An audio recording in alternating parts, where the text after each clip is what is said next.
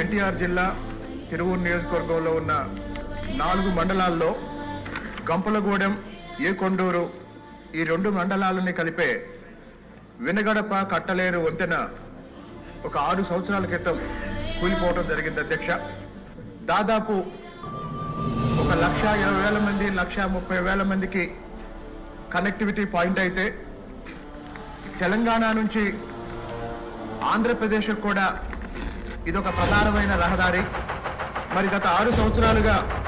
కూలిపోయిన వినగడప కట్టలేరు బ్రిడ్జిని పునర్నిర్మించమని స్థానికంగా ప్రజల నుంచి ఎన్ని విజ్ఞప్తులు వచ్చినా వైఎస్ఆర్సీపీ ప్రభుత్వం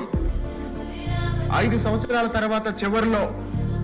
మొన్న ఎన్నికలకు ముందు ఒక మోసపూరితమైన శంకుస్థాపన చేసి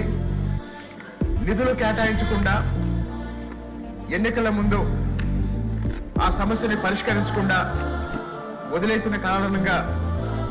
గత 4-5 నెలల్లో కూడా ఈ సంవత్సరం వచ్చిన వర్షాల కారణంగా వరదల కారణంగా గత 4-5 నెలల్లో దాదాపు 4 సార్లు అక్కడున్న వంతెన అంటే కూలిపోయిన వంతెనకి పక్కన ఉపయోగిస్తున్న రహదారి కూడా వరదల కోసుకుపోవడం జరిగింది అధ్యక్ష.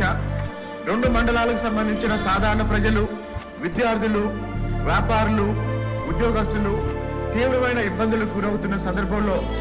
దయచేసి మన ప్రభుత్వం టెండర్లు పిలిచి రాబోయే 2-3 నెలల్లో నిర్మాణం ప్రారంభించినట్లయితే వచ్చే విద్యా సంవత్సరం ప్రారంభం నాటికి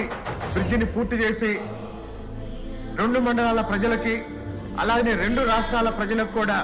ఎంతో మేలు చేసిన వారం అవుతామని ఈ వినగడప కట్టలేరు బ్రిడ్జి కూడా